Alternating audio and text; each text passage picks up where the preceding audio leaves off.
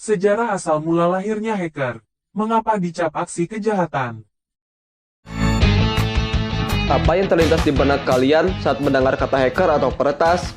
Banyak tayangan buatan Hollywood yang menggambarkan kalau pelaku peretasan merupakan sosok kutu buku dan antisosial yang ingin mendominasi dunia cyber dengan cara membobol jaringan keamanan internet.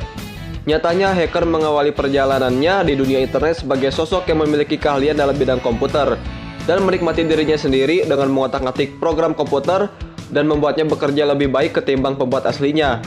Biasanya pekerjaan para hacker bertujuan untuk melakukan peretasan untuk masalah kejahatan. Setiap aksinya pasti ada tujuan yang membuatnya ingin melakukan. Penjahat tidak akan melakukan kejahatan kalau tidak diremehkan.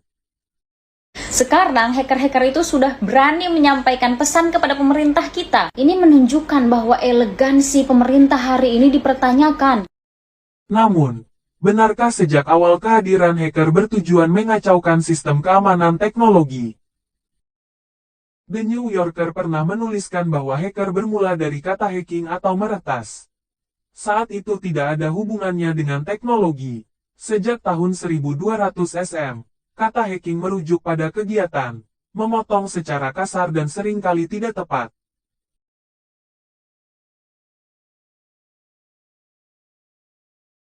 Sederhananya jika menurut istilah Jesse Seitlower, seorang IT expert, menyebut hacking adalah penanganan teknologi dengan cara yang berbeda dan lebih kreatif daripada yang diuraikan dalam instruksi manual.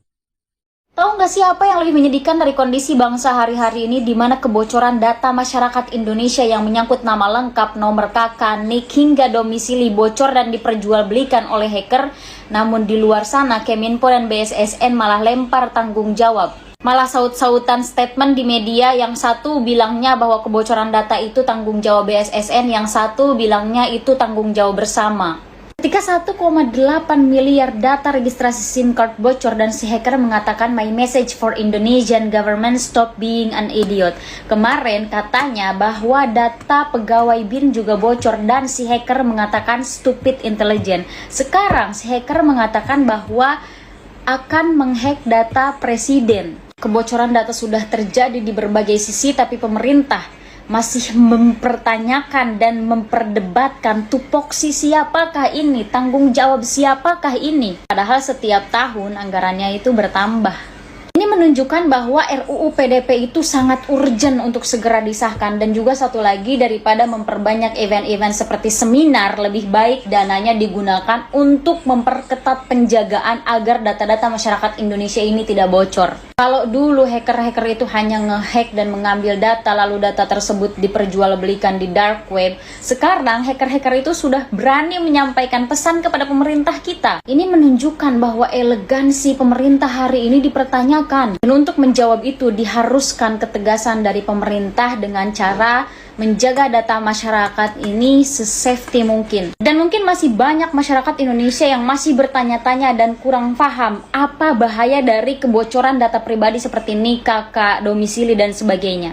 Mari mengingat ketika beberapa waktu lalu vaksin massal dilakukan, banyak warga yang aneh ketika dia belum melakukan vaksinasi tapi NIK-nya sudah digunakan orang lain untuk vaksin.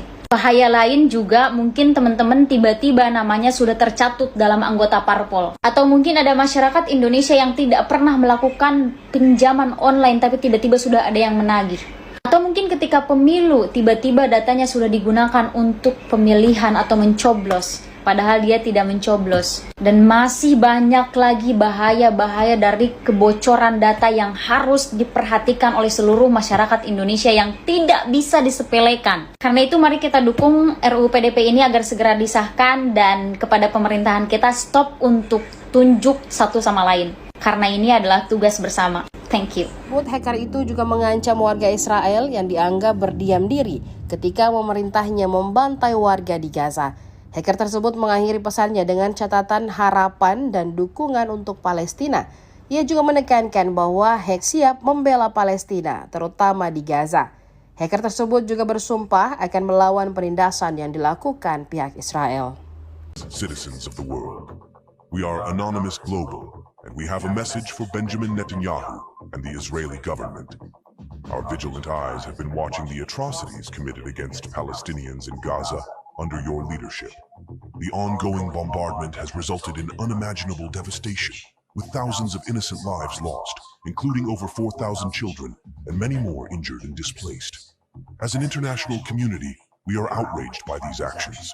We call upon you, Benjamin Netanyahu, and your government to cease these senseless attacks on Gaza immediately. To the people of Israel, we urge you to demand accountability from your leaders and to speak out against this senseless bloodshed. Your voices have the power to bring about positive change and save countless lives.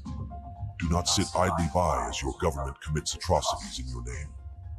Rise up and join us in our call for justice and peace. Finally, to the Palestinian people, know that you are not alone in this struggle. Anonymous stands with you, and together we will fight against the tyranny and oppression that you face daily. Stay strong and resilient. The world.